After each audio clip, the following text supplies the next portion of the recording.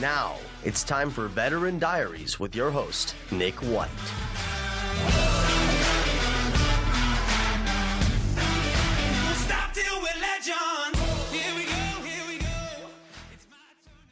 What's up, guys? This is Nick White back with another edition of Veterans Diaries. I'm in the Bill Austin Radio Studio in downtown Phoenix. It's Friday at 3, so you know I'm sitting down with some veterans. I'm going to go ahead and let them introduce themselves, kind of talk a little bit about themselves. We're going to dive into some VA stuff. We got a new student that arrived to Tempe, and then we're also going to talk about a little bit what happened over winter break and stuff like that. But guys, you want to go ahead and introduce yourselves? Name is Bolahan Slayman, currently student at ASU Tempe. And what are you studying? Global politics. Branch of service? Marine Corps. How many years, my man? 7.5 years. Woo! Okay, all right. Yeah. Here we go. Hey, Nick, man, thanks for having us here. Troy Rundle, a VA employee, actually, Vet Success on Campus program. So I have my office space here in the Tillman Center. There we go. That's why I brought Troy in. We're going to talk about some of the VA type stuff, benefits to help people out within school. Sully's going to talk about his experiences. But first, we got to dive in. First of all, I want to say a thank you to all the people out there that listen to the show, that tune in. This show is actually a finalist for the best community/volunteer in the intercollegiate broadcasting systems, which is a big deal. ASU's Blaze Radio has been in the top 5 radio stations worldwide for a couple years now. Now this show is actually getting some recognition, so we will actually be going to New York in the first week of March to go to the awards ceremony and kind of talk about that. So it's going to be a good time. Thank you again, guys. I know it's making an impact here on ASU. Hopefully it's making an impact out there. Again, this year, we're going to have some more nonprofits. We're going to have a couple of different people. We have an MMA trainer that's going to come in and talk about his veteran experience and what he's doing. So stay tuned, guys. It's only going to get better from here. Also, follow the Twitter page. I've updated it, and it's no longer on my Twitter page. It has its own. It's called Veterans Diaries, at Diaries Veteran. So we just reversed it. But right now, we're going to dive in. We're going to talk about the VA type of stuff. Troy, talk about your job and kind of what you do here at ASU. Yeah, so the Vet Success on Campus program was actually started in about 2008, 2009 by the VA. They were wanting to put a VA employee on campus since post 9/11 GI Bill was coming out. There's going to be some big changes there of how much was getting paid out to veterans for school. And so ASU was one of the first 8 campuses for that pilot program. Oh, and wow. So as of right now, there's actually 104 different sites for the VSOC around the U.S. and 87 different people like myself that are kind of running those programs. Nice. Yeah. So biggest idea, like I said, being here on the campus is provide that VA connection. What we really want to have is students having that access to the VA that fits with your schedule on campus. So when you're in between classes or anything like that, you could stop in, and that's what we're really trying to provide. Absolutely, and that helps so much. I know before I actually knew that you were there, I was on the phone with the VA a lot, and they helped me out a lot. And then they actually told me that we have a person that's at ASU. Why don't you just talk to him? And I'm like, whoa, I didn't know that was there. And then when I went to the open house that we do before every year, which actually that's where you saw the video, Sully. Yeah. That was when I started to make it a lot easier, get the veterans benefits, and it's like that. So it's huge. Do you know the 8 other schools that were involved at the start? Yeah, so originally it was University of South Florida, San Okay. Diego State, and then Cleveland State University were kind of the top 3. Nice. And then it was ASU, and then there was Central Texas Community College. Okay. Then it was, I want to say, Salt Lake Community College. Okay. And out in Rhode Island, it was at University of Rhode Island and then one of their community colleges. Oh, awesome. And so that was our kind of initial tie-in there. Gotcha. Because I was initially actually going to go to the University of Missouri. That was one of my prime schools. They have a really good journalism program too, but go Devils. I do believe that Cronkite's better. And when I talked to them, they didn't have a point of contact for me. They had a veterans center, but they didn't have a VA rep to kind of help me. So hearing that, and there's people in your office day in and day out that you're helping. So I think that's huge. Yeah, and I think the best part about when Vet Success on Campus got started here at ASU was that's when the Veterans Center for ASU started to grow as well. So the Pat Tillman Veterans Center started, fall of 2011, and we were right in with that. And so it's been great to see what the VA has been able to provide through that center and the opportunities that that center really offers for me to have those contacts with students. Yeah, that center's bloomed. Yeah. And me and Sully were actually talking on the way over here how ASU, I don't know if they're number one, but I know we have one of the best veterans programs, and we have almost the highest number of veterans that are currently enrolled in schools between PhD, undergrad, online schools. It's upwards of like 8,000 or 9,000 veterans, I think. Yeah, and I mean, we use the term veterans all the time, but that's active duty members, you Yes, know, that's and true, also too. the dependents that are using the transferred benefits. So Yep. we've got that kind of whole tie-in, and that's where, you know, being on campus, I get that opportunity to hit on anybody that's kind of got that military affiliation. Yep. And really get them that connection that they have. Absolutely. Sully, do you want to go ahead and talk? I know you just showed up in Tempe, huh? Yeah. I mean, I was stationed here in Yuma, down south, about 2 hours away, but I was familiar with Tempe and ASU in general before I moved back to Chicago. But I applied to ASU before it. This was my actual second time of applying. Okay. The first okay. time I applied, I didn't get accepted because I didn't have enough credits at the time. Gotcha. So I was like, all right, I'll go back to Chicago, go to school for a year, acquire some more credits, apply. If I don't get accepted, it's fine. I applied, got accepted, also got accepted to Indiana as well, Bloomington. So then I kind of outweighed my decisions. It's like, okay, Indiana is close to home. I mean, it's still close to Chicago. I was like, okay. Yeah. ASU in Tempe has warm weather. There's more opportunities, and I can get to interact more with like veterans over here than in Indiana. And then I'm closer to California. So it was just like, it was so much that went into my decision, but in all, ASU had more than what I needed. So Yeah, absolutely. Yeah. And I love what you said with the whole community, because it really is a tight-knit community down there. You can walk in and say hi to anyone. They'll talk to you. And Exactly. That's why I love doing this show, because there's stories everywhere. Yeah. And me and you hit it off within like 5 minutes because we were both from Illinois. yeah. It's that type of stuff. What are you studying right now? Studying global politics. I initially didn't have I wanted to do business, but at the same time, I wanted to go into a degree where I know it'll help me when I get out of college. But I also had this mindset that I wanted to go back into the federal government. I mean, I did my time in the military, but I want to keep doing that. So global politics seemed to fit what I was going to do. So, and that's what I'm working towards. And as soon as I get out, it's just working on trying to go back into the State Department. Like I said, I love to travel, and I work and travel to get paid to do both. Yep. It's like the perfect Perfect plan. combination. Yeah. Actually, talk to people about what you did while you were in the military, because you actually worked at like embassies or something like that. Yeah, so my initial reason for wanting to join the military was to be able to travel. So the recruiter was like, oh, what do you want to do? I was like, travel. So I got in, then I applied for the embassy duty, and I was told right away, you have to do 2 years, wait 2 years. I was a bummer. I just worked my way and just like had that like intentions, like I'm going to do this, I'm going to do this. And time came, I mean, I went through so many obstacles, and eventually I was able to do it. And luckily enough, I got to my first country, my appendix ruptured. I get sent back, and I get help, and I recover. But then they're like, yeah, you have to get off the program because you just went through a medical situation. Yeah. And I didn't take no for an answer. I just kept fighting back. And I was just like, no, I worked all this way, and this is the main reason why I joined the military. Yeah. So I was just like, okay, what can I do? And then like, just wait for a month or so. So I finally got word back, and they're like, yo, we have a spot open for you. And the first spot was like Nassau, and I was, where's Nassau? I don't know where it's at. You didn't know where Nassau was at? I didn't know. Oh, come on, I mean, man. I've only been That's prime time. I'd only been in America, 8 years? And I was like, oh, Bahamas. And my boss was like, I really hate you. So I was like, what are you talking about? I was like, I'll go to Bahamas. Like, okay. And there was one of the best first year of just getting experience of traveling and working. It was a great experience. And after that, I went to Morocco, spent the next 18 months there.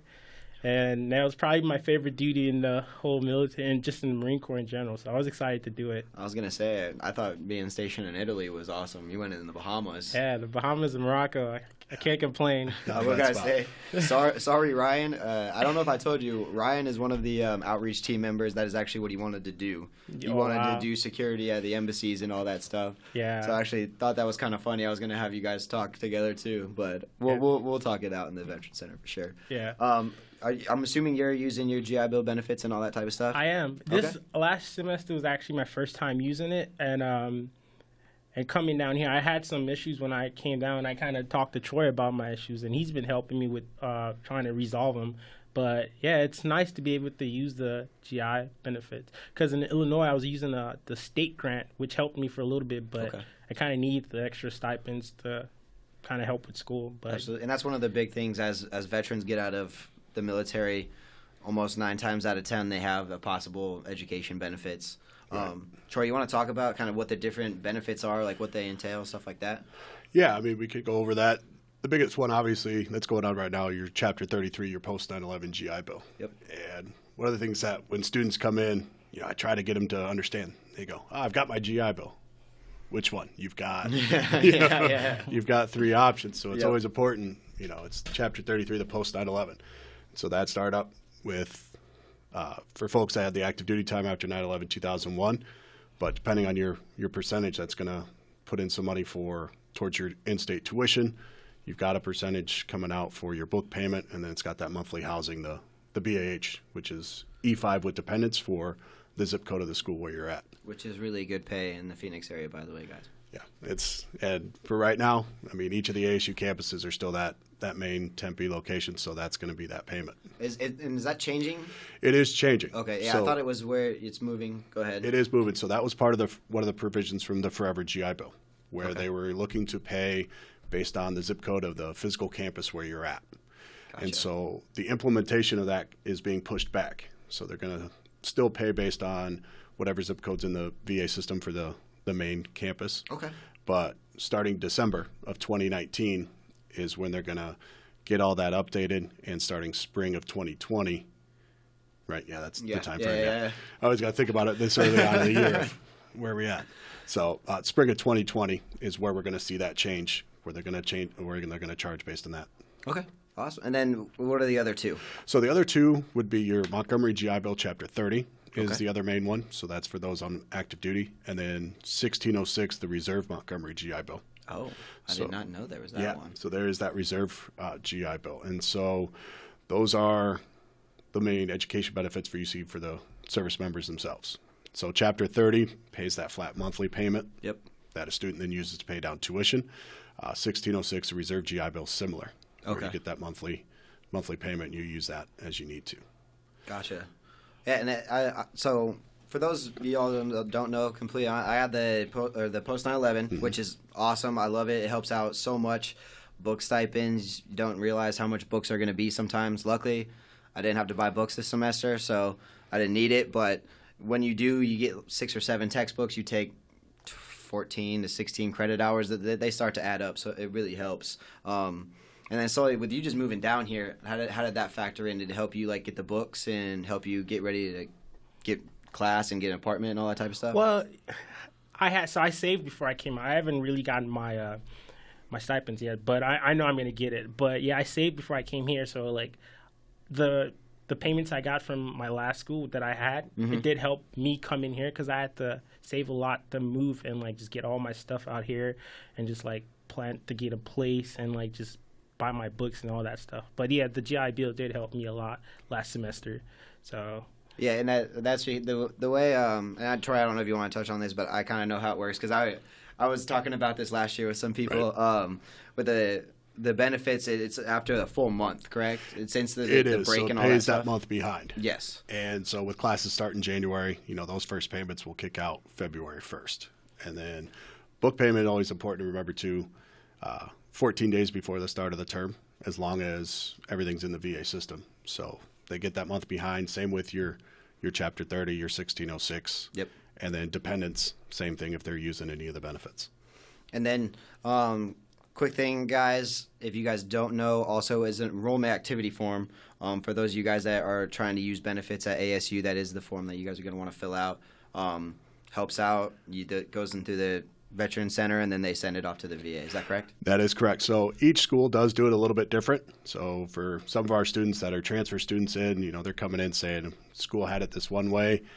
And for the GI Bill, the VA is just waiting for the schools to report your credits. So yeah, here at ASU, it's that enrollment activity form. As soon as that schedule's set, when you get that in, that's what the Tiltman Center is going to use. And then the VA is just waiting for that to come through.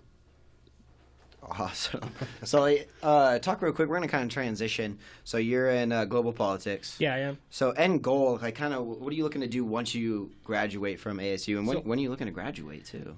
You know, that's you kind of down yet? Yeah, no, that's a difficult question. I mean, because I'm still kind of working with my advisor and trying to estimate how many. Because, like, I'm not as usually transfer students aren't traditional, like, oh, I come in as a freshman. Yeah, I'm in the same boat, man. So it's just, they're trying to still figure out how many credits in between that I have to make, because I have credits that fall into my senior year as well. So it's just like, I'm all over the place. So it's just figuring out how much credits I need to complete. But my end goal is, like, I'm going to try to take summer classes and try to kind of minimize how much, like, I have to take during the fall and spring semester. So my goal is to probably kind of almost be done 2020 as well. Okay. So, I mean, though I have, like, 17 more classes to go, I'm thinking. Okay. But that's my end goal, is to try to work all of those within, like, 4 or 5 semesters. I know it's going to be difficult, but I know I can do it. I did it all last year, just went all year straight, just class, semester, fall, and just now I'm transferring to ASU and also taking spring. So I can still do it, so it's not difficult. But the end goal is to, like I said, just go out, get that degree, and find myself in the federal government. If it's not the State Department, I'm fine working at the USAID. Like, so it's just all about thinking ahead and trying to. I mean, I've already started my 7 years while I was in Marine Corps, but it's just and that builds up to what you want to do now. Exactly. So, and it's gonna help me, like, just go further into, like, whatever job it is in the federal government. Like, he's already had military experience and he's had his education. Now I'm just hoping to, when I do finish that 13 years, so I can at least get my pension. There you go. So it's just all a goal, just, like, get out, finish school, work in the federal government. Most likely, I would like to be an FSO in the State Department, get to travel and get paid. The same thing in the military. There you go. So, yeah, that's the end goal. Awesome. And then, are you looking at taking, like, summer classes or anything like that, or do you stay fall and spring? Well, I would not like to take fall. I mean, I would not like to take summer. But take it's the 2 months. Yeah, it's just when you think about it and you put it in perspective, it's just like, would it hurt me to just take 2 classes or 1 classes now in the summer, as opposed to have an extra semester? So, and to take that in perspective is like, okay, just bite the bullet now and you'll be fine later on. Gotcha. And then, Troy, I actually have a question, because for students that do want to take summer classes, are the benefits the exact same for summer class, or are they different? Benefits still pay the same. Okay. But what comes up is, with that summer session being shorter, we'll use the VA terms. Those are non-standard terms. Yep. And so the way to think of it is, your normal semester, you're 15 to 18 weeks. 12 credits is full-time. The math is pretty straight across and pretty easy to see what's full-time. Yeah. But when you get to your summer, when you're shorter terms means less number of credits to still be full-time. Okay. So it's matching up what credits you want to take, and then how that's going to maybe work with you financially of what you need to maintain for your BAH payment. Okay. Is it still 12 credits as full-time, or is it No. less? So with ASU itself, the C session, which is May to early July, 6 credits in just that C session is full-time. Okay. And then your A or B session, that's that first, like, 4.5 weeks second. Okay. 4 credits typically in just an A or a B is full-time for that session. Okay. So it's a lot. I mean, it sounds complicated. Where I've got my office, I've got a nice little diagram. There you go. Yeah, there you go. You know, which is, visuals always help me. Yep. And so kind of how you overlap your credits there, you know, to get the best out of the GI Bill is important. Exactly. And I know I'm looking at taking summer classes. I know a lot of people out there are looking to take summer classes, because unfortunately veterans are usually a lot older than other people. They're trying to get out of school, so they're trying to knock it out as quick as possible. Yeah, exactly. Which is in my case. I love being in school. I love doing this radio show, stuff like that. But, you know, it is time. I love to get out in the career and try and see what I can find. I mean, just an example, again, toss out the numbers there. Like, we'll keep it with ASU. C session is about 55 days, right? Yep. And then your A and your B run between 40 to 42 days. Okay. And so the best use of benefits in the summer, if you think about it, is if you're only going to take like 1 or 2 classes, so you're thinking 6 credits. If you split that between A and B, 3 credits in the A, 3 in the B, that's 3/4 time. You're using about 65, 70 days of benefits to get 6 credits. But if you're okay with being in just the C session, where your payments run May to July, and then you've got that gap there in fall, starts late August. Yep. Take 6 credits in the C session. You're full-time. Take 3 credits in the A. Because C and A overlap, you're getting 9 credits, and you're still only being charged 55 days of entitlement off that C session. There you go. So, there's different ways to match it up. See, this is why we got you here. It took us a while, ladies and gentlemen, to get Troy over here, but we got him in here, and we're helping out with the financial game that goes into college here at ASU, and honestly, financials just in general. So we're going to take a quick break. We'll be right back, and then we'll talk a little bit more about Sully's military experience and a little bit more of Troy's journey to where he is now. So stand by, guys. All right, guys, we are back. We're sitting here with Troy and Sully. Troy is with the VA. Sully, brand new student here at ASU, but he's not a new student. He's not a freshman over here. He knows what he's doing. But now we're going to kind of get in. So as everyone knows out there that's been following the news and stuff like that, we have a government shutdown right now, and it's kind of been throwing a kink in some things. Right. Troy, you want to go ahead and reassure everyone about the education benefits? I can. So with the VA, we are fully funded through the fiscal year. So on the benefits side of the house with your education benefits, disability claim, Chapter 31 voc rehab, the dependents using benefits. There's people there working that, so payments will still get processed. Everything's moving through. Perfect, guys. So don't freak out if you haven't gotten it there yet. I know I was talking to a couple people that were a little nervous, trying to let them know that it will come. It's just in February due to the way they pay at the end of the semester, or at the end of the month. Right, and it's the start of the semester. So the other thing to keep in mind is you've got so many schools, some of the community colleges, where the way that they report benefits, they do it right at the start of the term. Yep. And so it's that normal process that the VA gets, where they get the influx. The time to wait is still what it should be. Yep. Shutdown's not making it any longer. Amen. All right. There we go. All right, we're going to jump away from kind of the benefits type thing because actually, Sully, kind of want to hear your time in the military leading to when you got out. Basically, from the time you enlisted to leading up here, I'm sure you probably saw some crazy stuff and have really cool stories. So I'm interested to hear. I'll just kind of, because, like you said, I have too many crazy stories. So I'll just try to keep it short. I enlisted. It was kind of a funny story. I actually never had intentions of wanting to join. Enlisting stories are always funny. There's always, something that just, Yeah, and so when I graduated high school in May. Didn't want to stay home, but I didn't know what I wanted to do at the time, so I was just trying to figure it out. Was working at a warehouse. I get a call from my recruiter at the time, and he's like, "Yo, there's an opening spot in August." I was like, "Okay, all right." I'm like, "Mom, I'm off to boot camp." She's like, "Wait, what? Just you got a week?" I was like, "Yeah, it's off." And I signed paperwork, and I initially was gonna get a bonus because I was gonna be electrician. I don't know what the MOS is, but then I get to MIPS and they're like, no, that's not your MOS because you're not a citizen. So at the last minute, I had to switch and become an admin. Okay. And it was just like, they had the option. They're like, you can go back and we can wait till you become a citizen. I didn't know when that was going to happen. Yeah. So I just bite that bullet again. I became an admin because I was thinking about the greater good, which was travel and being in the military. So I was that was all going through my mind. So I did that, went through boot camp, got to North Carolina, first duty station. Oh Lord, that place was heaven, shall I say, at the least. But yeah, spent 2.5 years, and like I said, was just working my way to try to get on the embassy duty so I can travel at least and do that. So I finally was able to do it in 2013. And again, like I said, I got to my first duty station or post in Yemen, got hurt, sent back, and healed back up, and finally got to the Bahamas 2013. Was there for a year. Great time. You get island sick after 2 months. I know, right? You get island sick. Me and my girlfriend were trying to book a trip to the Bahamas. Look down, I don't know. No, I'm just kidding. Go ahead. You get island sick, trust me. After 2 months, you're like, oh, this is a lot of fun that I'm having. I didn't think I would complain about too much fun. But I spent the year there, then found my next duty station, which was Morocco. So while in Bahamas, obviously, I didn't want to do too much traveling because I'm in the Bahamas. You're in the travel destination. Yeah. So then I get to Morocco. I was there in 2015. And you don't think about it, but I was when you're there, but you then realize you're really close to Europe. I mean, granted, I could have traveled around Africa, but it's difficult without a visa traveling within Africa. Yep.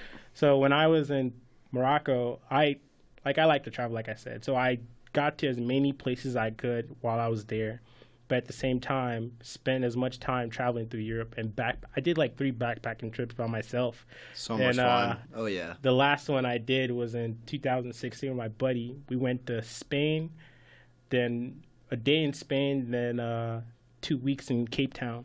But yeah, that was the greatest time. And how I like to plan my backpacking trips are around concerts. So I find a very festival that I like. There you go. And I plan it and I plan it within my trip. So it just makes the trip much fun.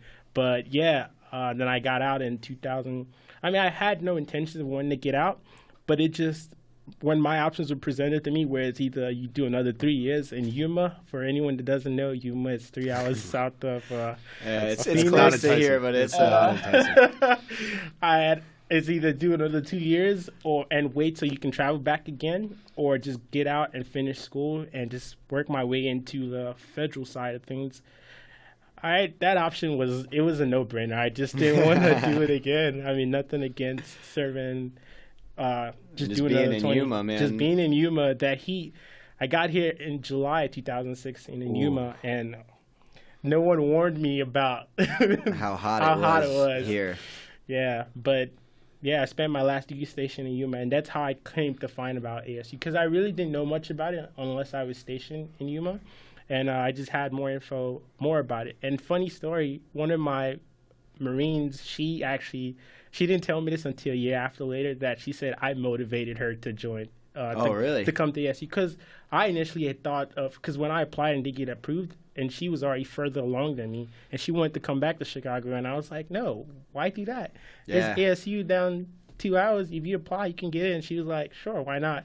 And she got approved, and I'm not going to put her name out there, but she's still here, and she's going to graduate this semester. So that's good for her. So I was just like, hey, and she told me this a couple of months ago. I was like, that's good. And now look at me, I'm here. It's the same. You made it, man. I know. So, how was that transition out? I know I've talked to a couple people that had a really hard time with it. I had a couple people that were like, it was easy peasy. For me, it was a little easier because I came home. I'm from Phoenix, so this was like coming home. I could go to Sunday dinner with my parents again. But for some people, like where you were from Chicago and stuff like that, you're a little bit far from home. Was it tough for you or no? So, I mean, that transition, so the actual move-in part was not too difficult. I mean, it was just because I had just recently got an apartment, but I didn't have much stuff. I just had me and my dog. So I moved. That's all you need, man. I know. That's really all you need. But it was like almost a 30-hour drive, which like I made it in. I did it. I told my mom, I was like, I'm going to do this as slow as I can. I'm not trying to stress myself. So it took me like 4 days. So I finally got home, but then like I can see where veterans get like that whole like the struggle of transition, because it's just like you're trying to adjust the life and just, I think I was lucky enough to have enough savings to like last me, but yeah, when I got out, it just was difficult, and my savings helped me a lot. It was just like I needed to take that time to like just I don't know what the word is, to just like adapt and like realize like it's not the same lifestyle. You have to understand like you're in like civilian side and things are different. Yep.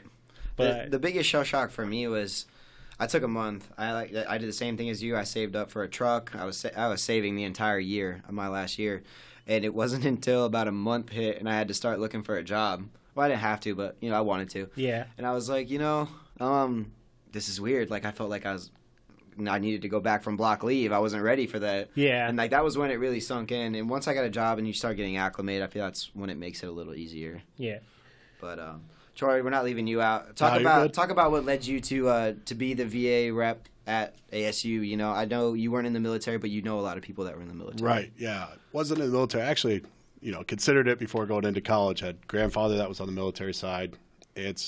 We're in the military, uncle, and so knew about it, considered it, but ended up just doing college, played football Division III. So the athlete side of things kept in.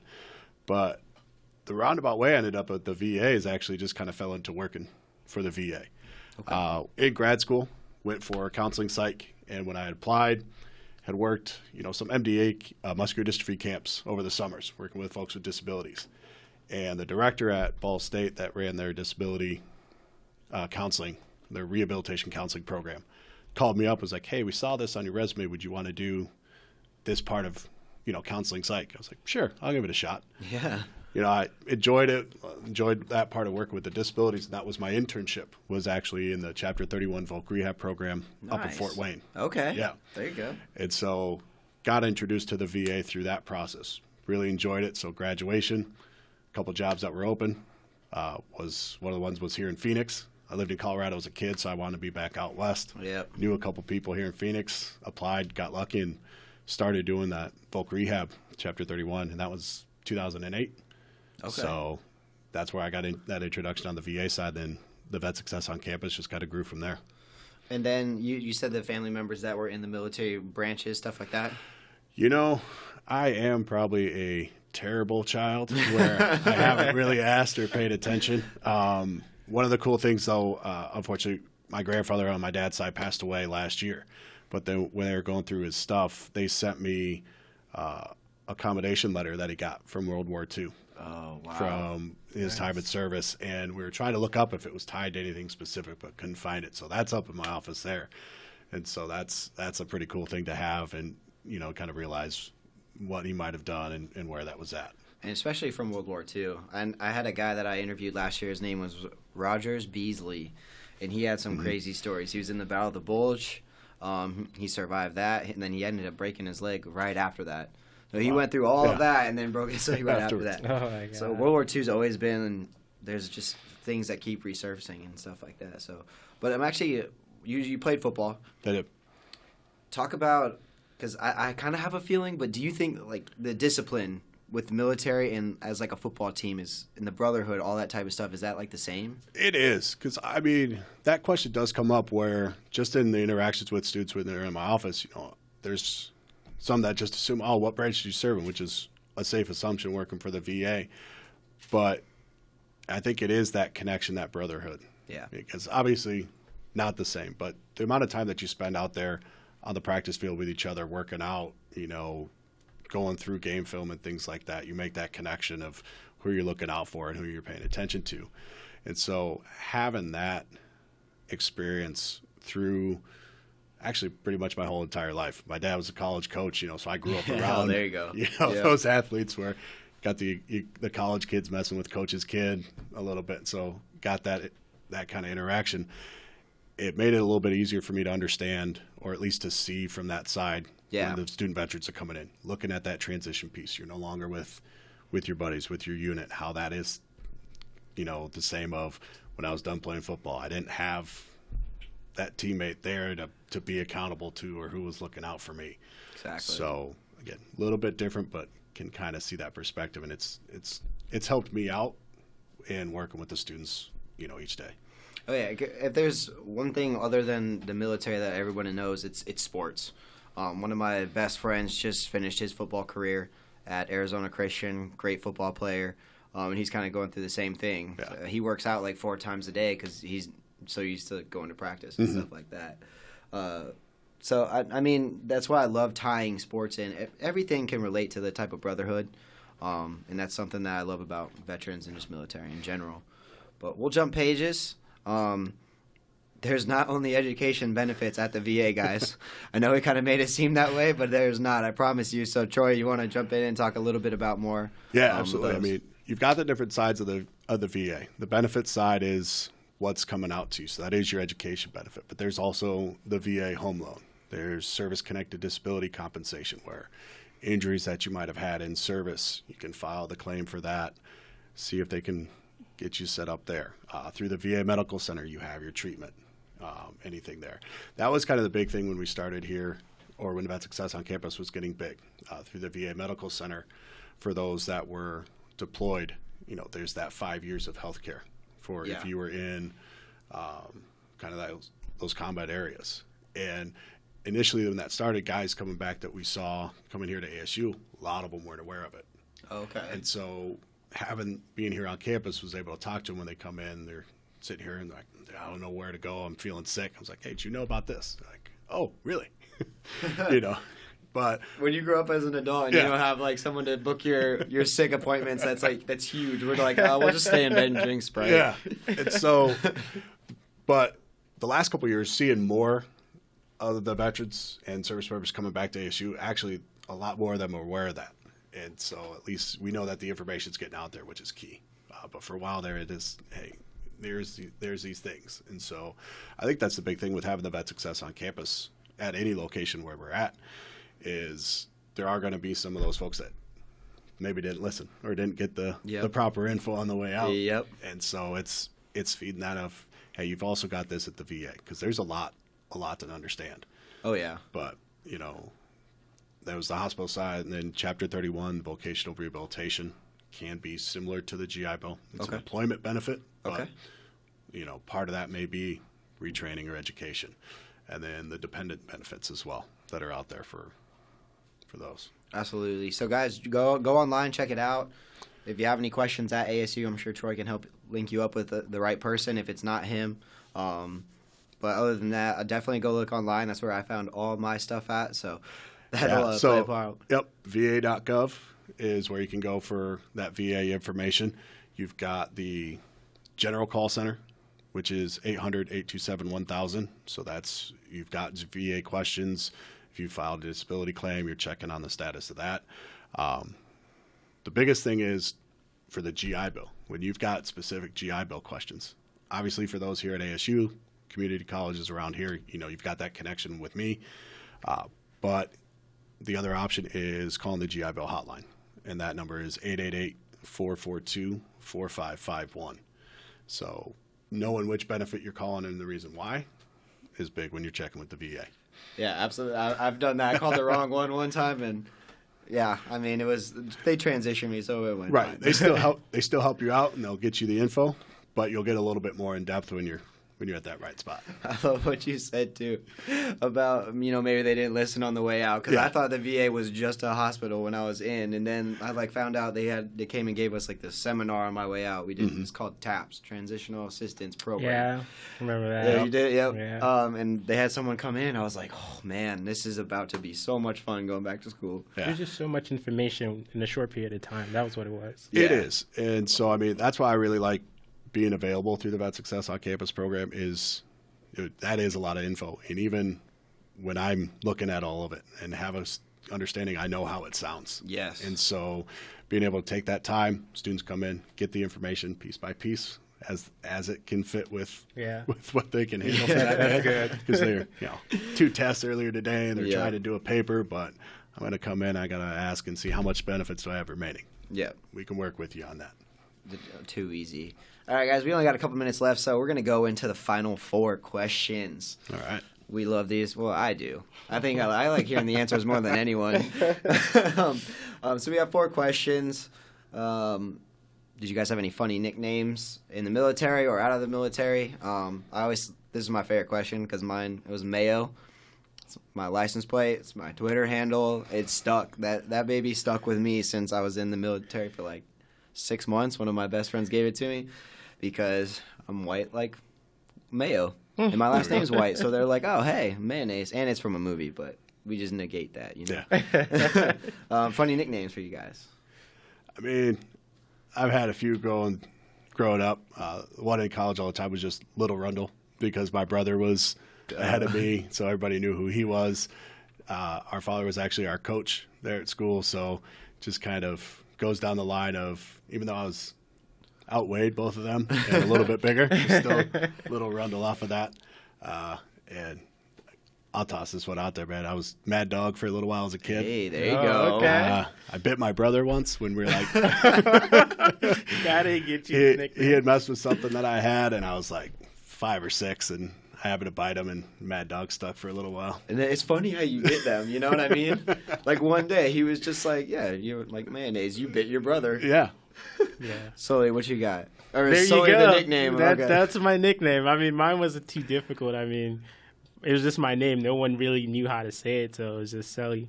And now it's funny. Now I moved here. My new roommate's nickname is Sully, so we have to go by Sully 1 and Sully 2. I'm just I'm Sully 1. I remember when I met you and I asked you your name, and you're like, Nah, man, just call me Sully. It's fine. Yeah. Yep, same thing. Yeah. Favorite MRE? Troy, have you had an MRE? I have not. Oh, I'm bringing you No, one on Monday. I haven't. I Oh, mean, my God. other than Tuesday. other than the jokes that I'll see like on TV or movies of Yeah. something about like some pasta style one that I can't Chicken remember. pesto pasta. Yeah. Remember hearing something about that. But, Surprisingly, a good one. yeah. Yeah. Sully, what's your favorite? The chili mac. Yeah, you can't go wrong. You can't go wrong with chili mac MRE. It's just the best. Chili mac. My favorite was what is it? Beef stew, which Oh, sounds so gross in an MRE. You're thinking no, but when you're like cold and hungry, it's a hearty meal because there's like pretty thick chunks of beef, chunks of potatoes, and chunks of carrots.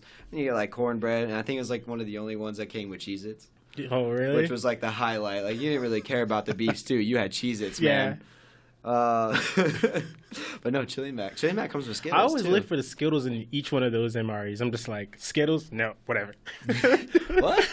Why would you throw away the Skittles, man? You said what? Why would you throw out the Skittles? No, I said I was looking for the Oh, Skittles. You would keep the Skittles and throw it. Oh, okay. I thought he I said the got same you. thing. No. I want the Skittles. Oh yeah. Skittles are currency in the military. Once you get those in an MRE, like I'll trade you Skittles for 3 packs of That PB&J, or- and they will do it. That or Reese's Cup.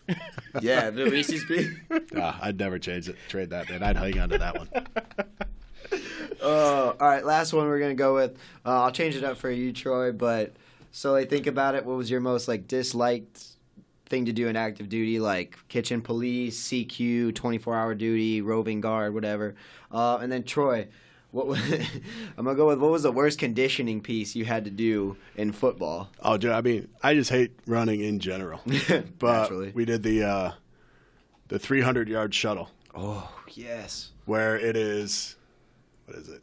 What would the math be? Like 20 or 25 yards down and back 6 times. Oh, you did it that way. Yeah. Oh, yeah, And that's so, way worse. Dude, it would kill the legs when you get to like the 3rd or 4th one. You're like, I don't want to move. And I was a tight end, but short and big and slow. Yeah. So like That's they wanted me to be like at the fullback and running back time frames, but dude, you would have put me with the offensive lineman, I'd be about halfway through with those guys. That's how bad it was. But that'd probably be the worst one, was that 300 shuttle. yeah. We would run it. We ran it 100 down back and then 50 down and back. Yeah. That was brutal. I couldn't even imagine turning around every 20 yards. Yeah. It was the down and back 6 times. And we'd do that. Probably the funniest time we did that was we'd have morning running for football, like in the spring. Yep. And it was a class there. That's how we could get away with some of it. So that way everybody had to sign up. And there would be a couple students that wouldn't know what it was and would Yeah. sign up for it. But then there was one year where there's about 3 or 4 of the women's soccer players that signed up. Oh, okay. And so they were in there and they were in the shuttle and they had no problem. But there's a couple of the running backs that just couldn't make it. And they're on the side throwing up and just listening to coach just going, That would have been me. this is just what you guys yelling are at 'em. supposed to do. Yeah. You got your women's soccer players are just making you look like fools. Hey, that happens. Dude. No lie. In the military, we would get smoked all the time by some of the female runners. They would just smoke you, and you're like, wow. And you're like, I have respect for you. Let's go to the gym, though. Yeah. Mine is swim qual. Like, I have so many bad stories. It just me, like, just so I can swim. I've learned how to swim throughout my military time. I mean, it's no option. You have to learn how to swim. But like getting in, it was just, oh, okay. I didn't think through this. Get to boot camp, and I had to spend an extra week of just learning how to swim, and I've never had a hard time just dealing with water. It's just like, I thought I faced death in its face, and it was just like, wow, I'm gonna die today. Like, I've even had stories in the Bahamas where my boss would come down from Florida and say like, oh, for our field, like our fun day, we're gonna go snorkeling. And I'm like, I'll volunteer to work. And he's like, no, Sully, you're going to go snorkeling with us. I'm like, sir, no. So we go out, and we're at the harbor, and everyone's jumping out, and I have my vest on. And he's like, Sully, jump in. I'm like, sir, I'm fine here. And they're like dumping the ice bucket on me. And I'm like, nope, I'm fine sitting here. And finally, they just kicked me off the boat. And they're just like, figure it out. I'm like, all right. And like 5 minutes in, I just start to crap. I'm like, yeah, bye. That's what they did with Airborne too. They're like, you don't want to go out? Bam, out the door, kick you out. But all right, guys, that's all we had time for. Troy, Sully, thank you guys for joining me. Like I said, guys, if you ever need to contact me at Diaries Veteran, it's backwards on Twitter. Troy, if you ever need to get a hold of Troy, he's going to be at the Pat Tillman Veteran Center. Yep. So I'm on campus 8 to 5, Monday through Friday. And then, for the other campuses, easy for me. If you guys want to make an appointment, I can always hop on the shuttle, go over to downtown, West, Poly, that 30 or 40 minutes on that inter-campus shuttle, get a nice little nap in. I'm fresh when I come talk to you. So they got Wi-Fi on there too, right? I think. Too. All right, guys, that's all we have time for today. Have a good weekend. It's Friday. Enjoy it and drink a beer, guys. Have a good weekend.